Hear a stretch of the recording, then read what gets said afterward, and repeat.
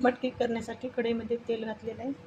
ती मटकी घेतली धुवून, कांदे घेतले 2 चिरून, कोथिंबीर, टमाटा आणि लसूण घेतलं आहे. आता तेल गरम झाल्यावर मोहरी घालायची. मोहरी चांगली फुटू द्यायची. मोहरी फुटली की कांदा घालायचा, लसूण घालायचं,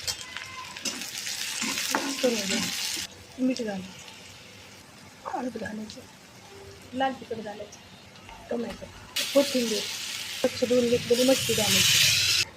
आता याच्यावर ताट झाकायचं आपल्याला आणि 5 मिनटं शिजू द्यायचं. कमी गॅस करून घ्यायचं. मिनटं झाली तर आपण झाकण काढून घेऊ. आणि आता इथं गरमागरम मटकीची उसळ तयार झालेली आहे. आपण चपातीसोबतही घेऊ शकतो किंवा सकाळच्या नाश्त्याला आपण अशी घेऊ शकतो. यावर दही पण खाल्लं तरी छान लागतं. छान अशी मटकीची उसळ तयार झालेली आहे.